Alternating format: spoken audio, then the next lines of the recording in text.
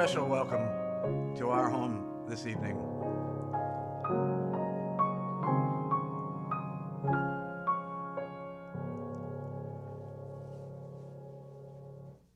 Those of you who have been listening in the last couple of days have heard that I think it was Tuesday I took a nap, and as I was beginning to fall asleep, the song "We Need a Little Christmas" right this very minute popped into my head. And it's not one that visits me very often. So I paid attention, and I decided, we do need a little Christmas. We're all shut in. We all are stressed in one way or another. And I think it will be fun to have some Christmas songs, and perhaps you can sing along with them, or at least be taken back to one of the most happy times of most people's year, I should say. Anyway, I haven't decided even yet as to whether I'm doing individual songs or a medley, or perhaps several medleys. But in any case, it will be all Christmas music, and I have a nice Christmas story I'd like to tell in the middle of all of this. My wife gets a little nervous when I say I'm going to tell a story because it might take up the whole show. But anyway, as always, I have no idea what's going to happen. So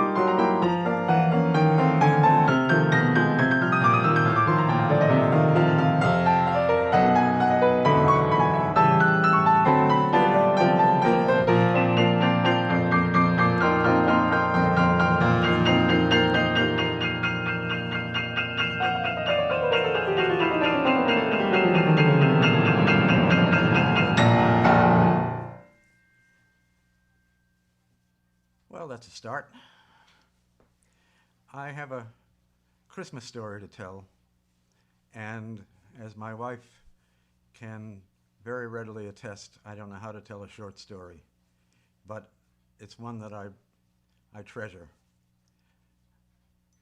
It starts off with dogs.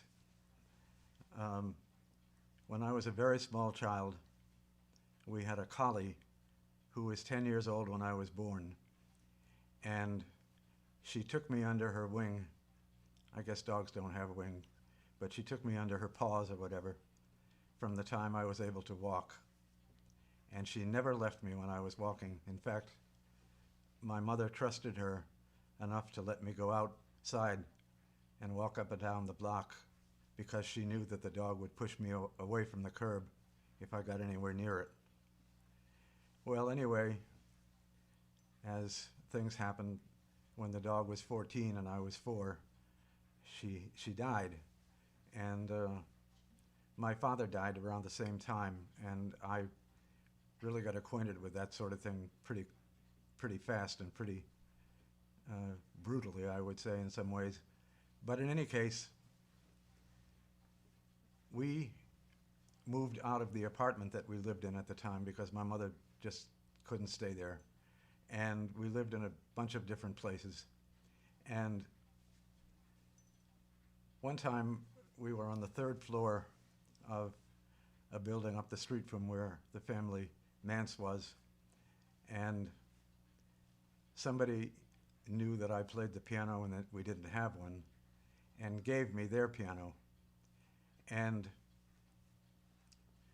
the movers came with it, and they spent probably 3 or 4 hours trying to figure out how to get it up there, and they couldn't.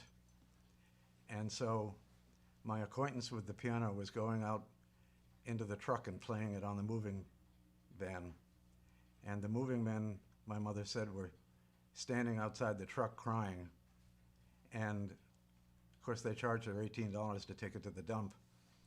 And that was half a week's salary back then.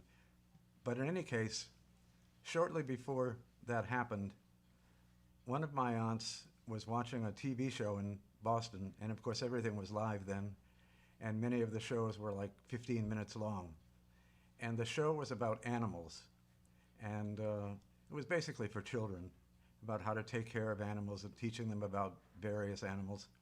And they said that they were running a contest, and the prize of the contest was a Sheltie dog, a miniature collie dog. And they encouraged parents of children or the children themselves to write in and say why they thought they should win the prize. And totally unbeknownst to me, my aunt wrote a letter, and she talked about how I had lost the dog and how much it had meant to me. And the end result was that I won the dog.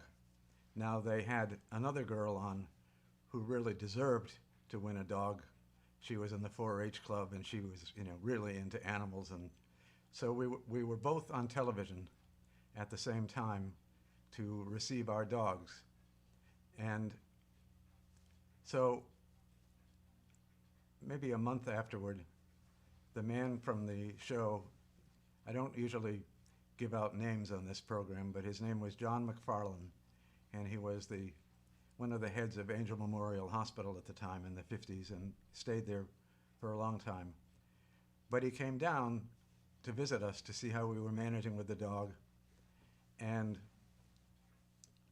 he knew that I played the piano, and he was in our home and we didn't have one, so we went to my grandmother's down the street, and I played for him, and he said, "I want you to come on my show again, and I want you to play the piano." And he said, "You have to bring the dog because this is a show about animals." So I went on the show, and I played I Believe and some other things, 2 other things, I guess. And at the end of the show, he said, which came as a complete surprise, certainly to me, and I think even to my mother, he told the story about how somebody had tried to give us a piano and it wouldn't fit in the house. And he said, if anybody out there has a small piano that they could imagine this little boy loving, get in touch with me, and I'll come and look at it, and I'll do whatever it takes to make it happen. So that was a surprise. And then several weeks later, he called and said, I want you to come on the show. We're doing a special Christmas show, and we want you to play some Christmas music. So went back on, and in the studio was this beautiful little piano. It had 73 keys instead of 88, but it had a very sweet sound, and the dog sat on the top of the piano, and at the end of my playing, he said, I wonder if you could show us how you read Braille. And he gave me this card, and I opened it, and I read aloud, David Crohan, this is your piano. And there wasn't a dry eye in the house, and people, of course, watched it on television, and I got the piano, and I had it for many, many years. I outgrew it. I had to get a bigger one eventually because I just needed a full keyboard, but I left it. I gave it to, or maybe she bought it, I don't remember, but it stayed with a close friend of our family for many, many years.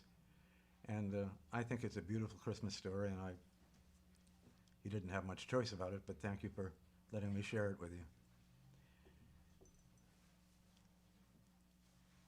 Now I think we'll do some of the beautiful carols, the sacred music, with some of them a little lighter, but from that era.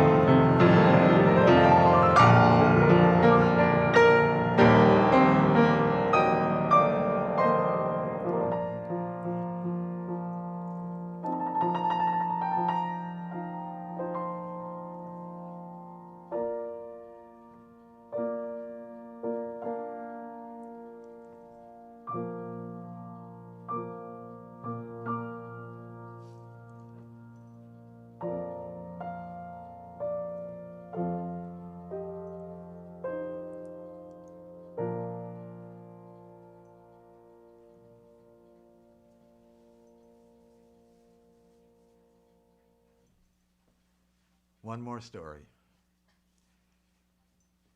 When I was at Perkins, the school for the blind that I attended from kindergarten through high school, we had Christmas concerts every year, and we would do 3 in a week. Of course, all the same music. And I've spoken before about how incredible it was. The older I get, the more incredible I think it was that us kids, most of whom were more or less unwilling to be in the chorus, learned very complicated music. We learned much of the Messiah. We learned a Mozart Mass. We learned just piece after piece after piece, and we had to learn it and sing it from memory. And we had a conductor, but most of us couldn't see him. And the whole thing, looking back on it, was just almost miraculous, I think. Well, anyway, in the middle of the Christmas concert, they would lower the lights, complete darkness, and we would sing Silent Night. And at the end of the verses of Silent Night, we would hum this part as quietly as we could. Well, on a Monday of the week of the Christmas concerts, my oldest brother, John, came to see me at Perkins, and it was unheard of for that to happen. They strongly discouraged family members from visiting. So when he came into my room, I thought some calamity had happened. But he came to tell me that my other brother, Bob, who had been in Italy for a couple of years in the army, was coming home hopefully within a week or 10 days. Well, at the Christmas concert, when we were in this most somber of moments with the humming, there was this god-awful clang of, must have been, it sounded like at least a dozen or 15 coins falling on the wood floor of the hall. And I said to myself, that's Bobby. That's Bobby. I know it's him. And when I came down from the place, there he was. And we were riding home, and he said, I don't think I'll ever be as embarrassed as I was tonight when all those coins fell out of my pocket. I didn't know I had a hole in my pocket, and out they fell. And I still think today it was a signal. And I love that story. Hope you do too. I think we've had enough of Christmas for this fine night. How about, I have no idea.